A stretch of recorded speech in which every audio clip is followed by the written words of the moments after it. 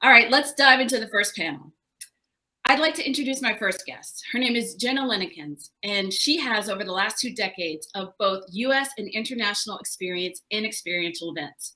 She is a founding partner of TBX, which was founded in the throes of COVID in early 2020, completing over 80 virtual and hybrid events, and with many more slated for Q4 and beyond. She also has a background in journalism and live television production. She'll be joining us shortly. My next guest is Eliz Green. Now, she has a unique perspective on value-centered participant engagement. And as a fellow professional speaker and MC, she was an early adopter of the MC of the hybrid model. Now, she provides television-style content production assistance, and she successfully executed hundreds of virtual presentations and events in 2020 alone. And my final guest, Liz King Caruso, is an event strategist, consultant, and speaker. As CEO of Liz King Events and Texi Talk, she has helped countless thought leaders grow their audience and sell their products through in-person, virtual, and hybrid events. Welcome, ladies, and thank you so much for joining me today. Thank you. So excited to be here. So, hybrid is here. I don't know that the event industry has ever seen an acceleration of change at this rate. But before we get into the juicy topic of hybrid, I would like to ask our panel to tell our attendees what hybrid is and isn't. Liz, would you like to take that? Sure. I mean, I think there are definitions, right? I heard someone at our conference last week say, why are we trying to reinvent everything? There are definitions for these things. But to your point, things have changed dramatically in the last 18 months, especially. And so I think we still are in a phase where we can define for ourselves and for our organizations what that looks like and what that means.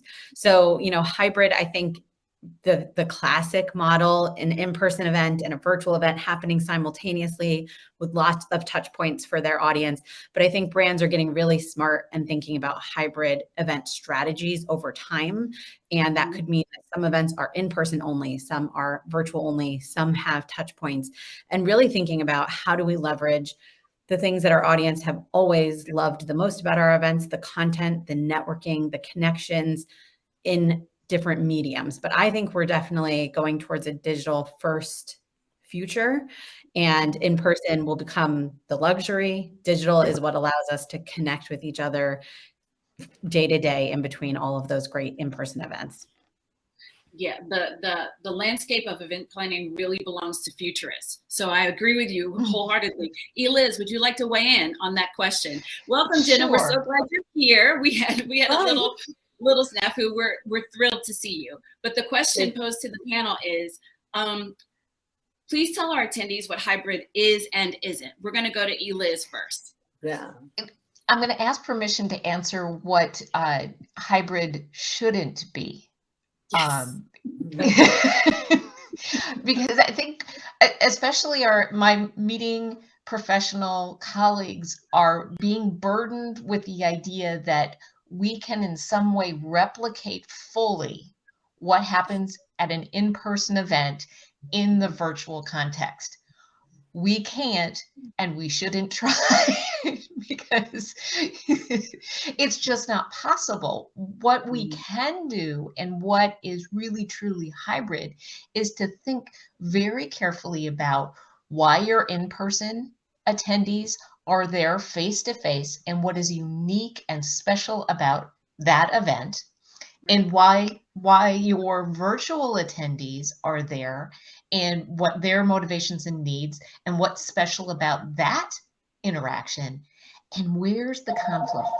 What are the things that can sort of blend those two together and have those touch points, as Liz was saying, in between intentionally, and not drive ourselves crazy trying to simultaneously run two events, which, oh my gosh. So to your point, we should not do.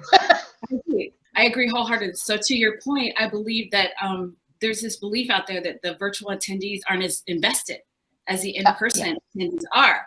And I think that's very faulty thinking, but I would love to know what Jenna thinks about what hybrid is and isn't. Thank you so much for having me. You know, even those of us that are all experts in this, there's always some kind of thing, technical issue. So I apologize for my tardiness. I'm very happy to be here.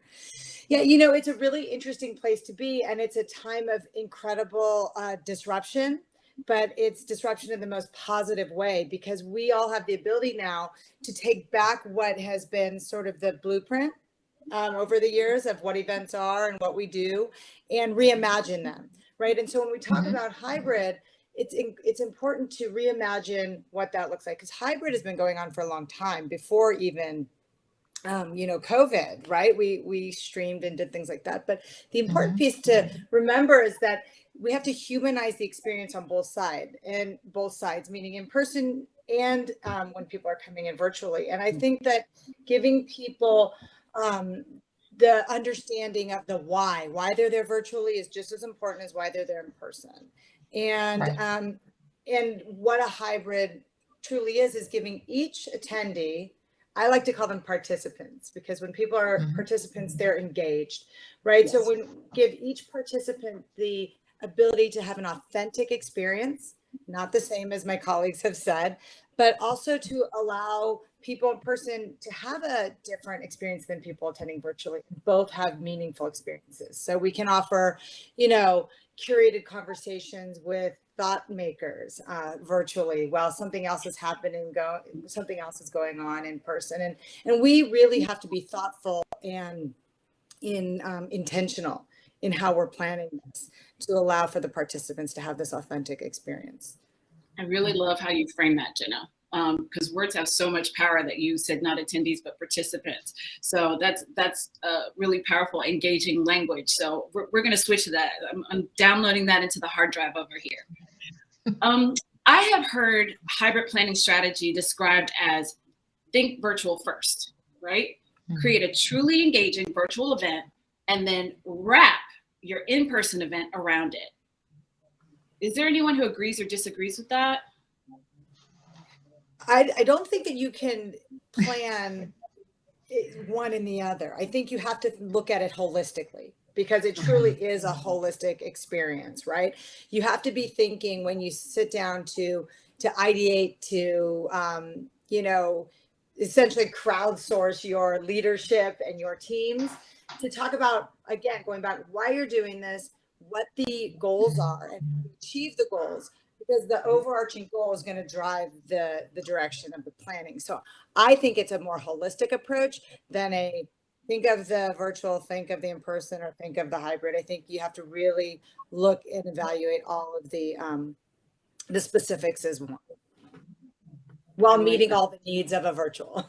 I like that. Liz, would you like to weigh in? Yeah, so I really believe that if you start, I think I agree with you, Jenna, if you start with the purpose of your meeting and go from there, like, what are you trying to deliver? In many ways, it's the mode of how you're delivering that goal, not so much like, I'm going to plan this over here and then wrap it around, or start with that purpose first.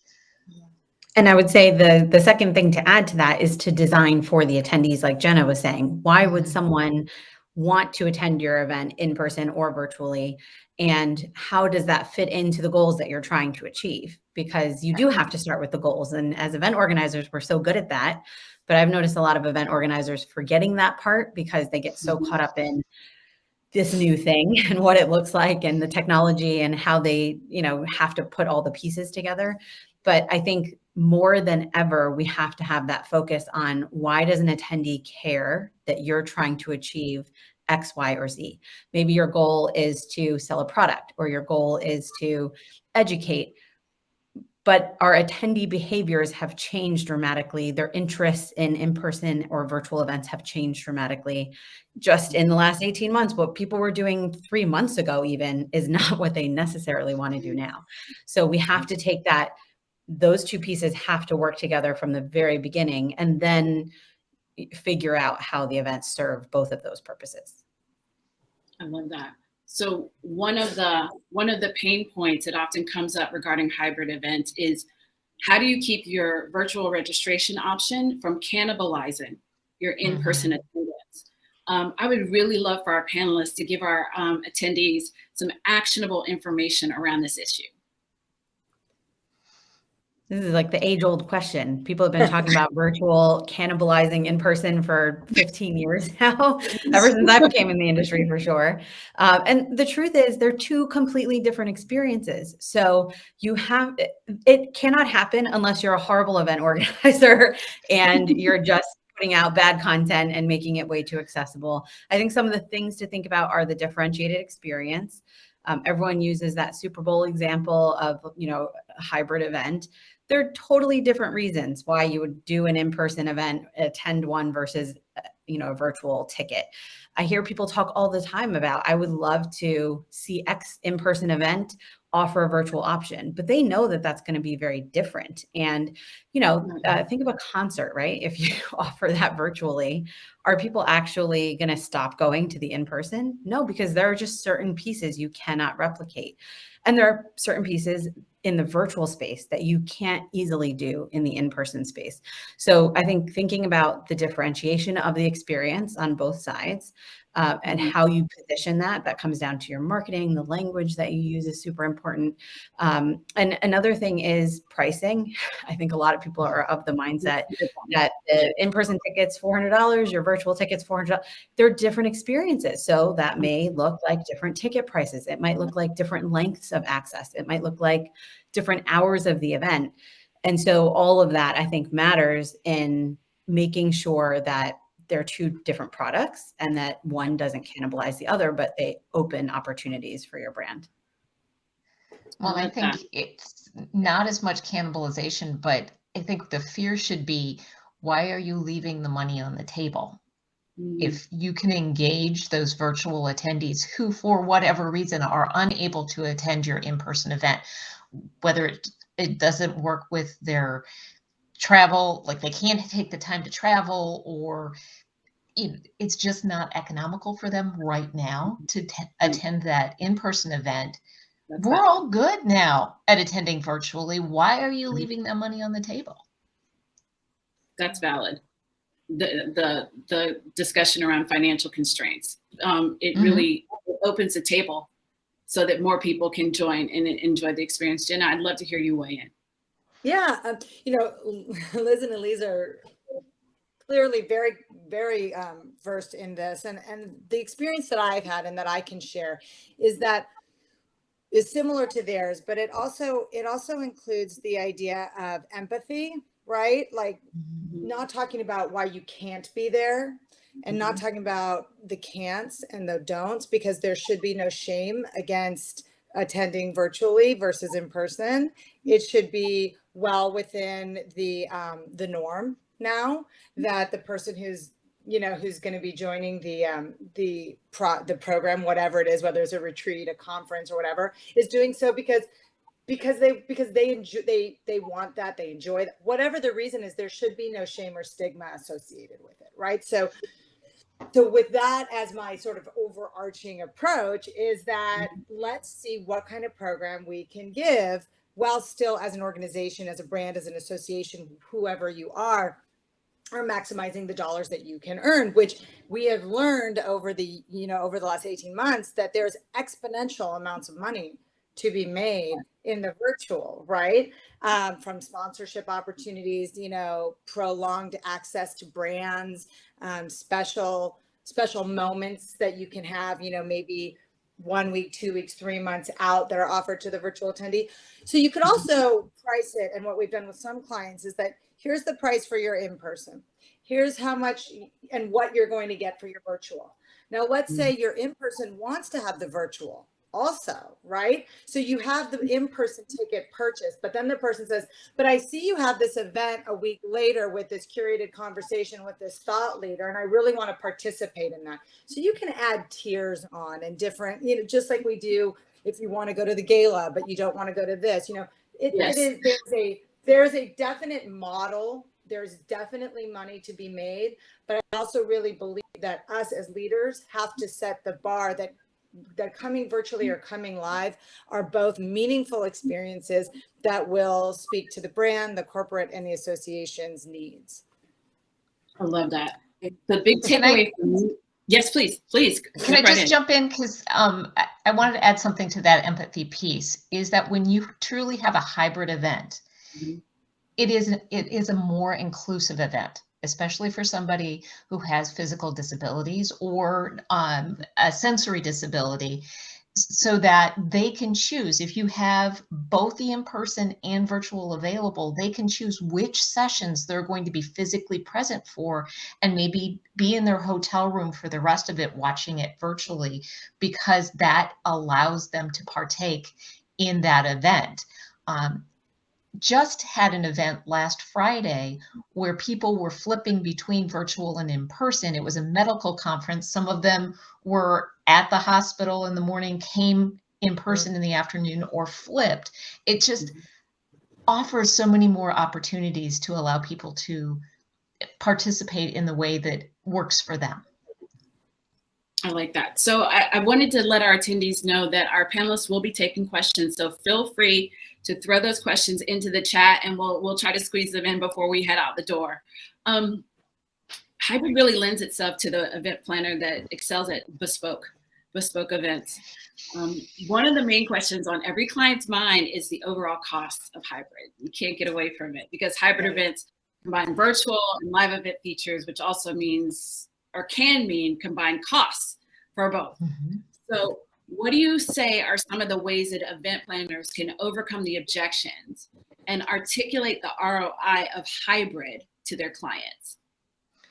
I can just sort of jump in here, because it is important that people know, and I noticed there's a question there, it's hard to get people in, sort of committed. It is more expensive. It just is. There are going to be costs associated with it. However, some things to look out for that can help mitigate those costs are looking for hotels, venues, and conference centers that embrace the meetings of tomorrow, that are providing infrastructure to allow planners like us the flexibility to have studio experiences, to have conference and meeting options that have live streaming, that have live event integration. There's a lot of venues out there, whether, like I said, whether it's hotels or conference centers or whatever, that are really on board. So I think the objections are new because people fear what they don't know. And so it's going to be hard for clients to say, yes, I'm on board, but they have absolutely no idea what that means. And they shouldn't, because you don't know what you don't know. So it's our jobs as educators, as leaders, as planners to guide them in the direction that, yes, it may cost more, but let's look to our partners who are also investing in this and find the right place that will give you the tools to allow us as the planners to support you, support the venue, and the overall experience. So I think hopefully that answered. Very much so, very much so. I have a question for Liz that the rest of the panelists can weigh in on, but true or false, it's not all about the platform. Why or why not? True. Of course, it's not all about the platform. Just like an event, it's not all about the venue. It is important, and planners are overwhelmed by looking at the options, but it is our responsibility. Just like we would do proper site visits and do a ton of research on venues, you have to do it on the platform. But platforms are evolving all the time. There are constantly things that your attendees need that platform may not have yet, or just launched that's really not even that great. So knowing the platforms is very important. They obviously play a big role, just like I wouldn't tell you to go into any venue and throw your event, but it is our job to design around that as much as we can as well. There are limitations of every platform I've seen out there, and what one does well, another one does mediocre. And it's really about finding the best alignment for your event needs and goals, and then working around the rest of that. So it's not everything, but let's be real, it's a big piece of it.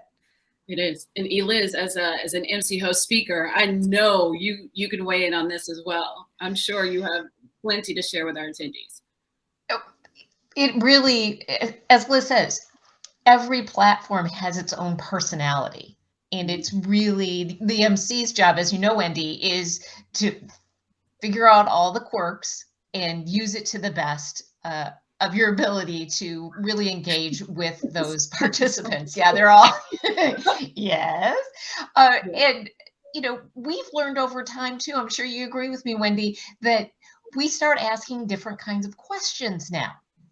Yes. How long is the delay between when something comes out of my mouth and when people can respond to it on chat? If that is 15 seconds, I am going to have to fill that time for a while until, oh yeah, there's my, you know, like you just have to know that that's the thing, which is why I think it's really important if you're going to do a hybrid event that you work with a professional MC or a professional MC team if you're really going to do that dual audience type experience, because a professional MC will take so much pressure off of you as the event professional.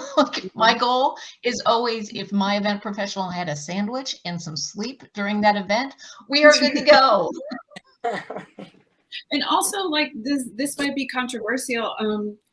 Not everyone in the C-suite knows how to captivate and connect on camera.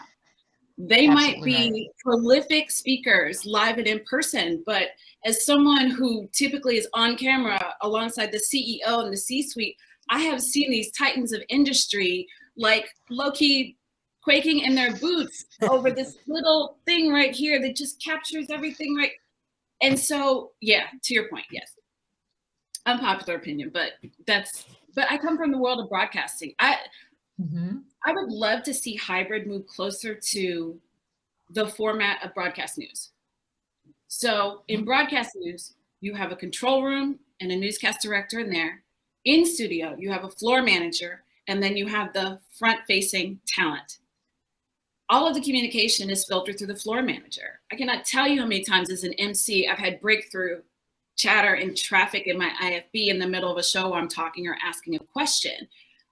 There's so much production value to be gained from transmuting, because we're getting rid of pivot. We've worn that word out. Transmuting, that and amazing. Transmuting the hybrid model to something more akin to broadcast television. Yeah, I've used the language of the studio audience as explaining how we're going to interact, which does, in the world that we're in right now, where we may be asking our in-person attendees to have some sort of protocols on them about how we're going to behave with each other. If you're talking to them about they're the studio audience as opposed to, hey, we're just hanging out and drinking beer, it's a little easier to say, these are our behaviors, this is what we're going to do, and this is going to be a different experience than what you had before. Yeah, I could, oh, I just saw a little chat came up. So I guess for me, when we go back to the conversation of the platform, where we believe is the most important place to start is building consensus, right? Because you're not going to have people that, sorry, I'm distracted because I'm not in a studio with the chat. You're not going to have to what Ken had said is, what he had said is that he's concerned that, people are not, willing to take sort of the leap into hybrid and leave money on the table, is from what I understand, because they're concerned about cost. And so if you start with building consensus, right, amongst your team on how to effectively and efficiently execute and scale the programs, whether it's hybrid, in person, or virtual, then we can speak to the strategic goals and then deep dive into the platform and what your needs are from the platform, what your needs are from the venue, all those needs. Because if there's no consensus amongst your leaders, your team, your whomever you're answering to, then you're never going to get to the next place.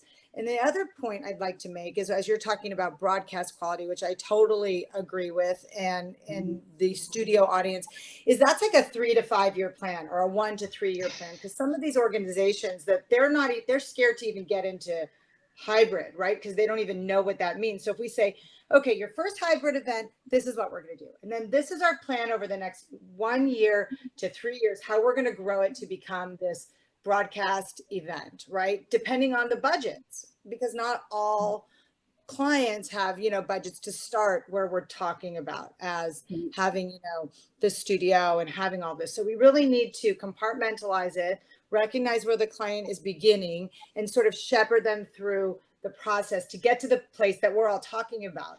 And I believe that it's possible. And I'm sorry for that sort of jumbled, disconnected. No, it landed good. perfectly. It landed perfectly. Did you want to say something, Liz? I'm sorry. I didn't mean to interrupt. I was just going to say, I completely agree about production value, and definitely with what Jenna's saying about it taking some time for people to learn these skills. But also, I think one quick note is that I think a lot of event professionals are obsessed with this idea of becoming like a TV production. And I have to learn those skills, and we have to do that. And that's what's going to keep people their attention. And I think a lot of that focus is around the talk around Zoom fatigue, and no one feels Netflix fatigue. So we have to, I think it's important, but I want to remember that these are events and they should be different than TV or things that you're going to binge watch. And I think that when we start going too far in the production, we lose a lot of the connection between attendees, and we lose the interaction and the conversations. And so I just want to ping that. Don't forget that it's really not about something that your attendees are going to like put on and binge watch for hours. It's something that you want them ideally to interact with and engage and feel a part of. And that's what's going to make it feel like an event and not a Netflix show. Yes, because underneath all of the tech. Oh, sorry. Go ahead, Jenna, please. No, I think that's it's such an important point. And it literally goes back to that first question of like, what platform, right? Because that's not the overall goal. Liz, what you just said is like, that's like a soundbite, a secret sauce. That's like, everybody listen. She's right on point. Yeah. I cannot thank you all enough. We have actually, this went by like lightning fast. Lightning fast. I hope we answered some of the questions, but guys, you can connect with all of these amazing event professionals on LinkedIn. They all have profiles on LinkedIn and also on our platform. So if you have any additional questions, feel free to field those to our attendees. We all know it's possible to stick with virtual events or basic live streams. However, those that choose not to make use of the incredible opportunities that hybrid events present both creatively and monetarily will soon find that their competitors did, and they'll make a significant return on the investment. Ladies, I want to thank you all so much, to our illustrious panel who regaled us with numerous gems on all things hybrid. Everyone, we're going to take a 5-minute break, but we will be back at 2:35 Eastern Standard Time with our next guest, Mr. Bob Mitchell of Mitchell Partnership Alliances. You definitely don't want to miss this. See you all soon. Thank you, ladies. Bye. Thank you.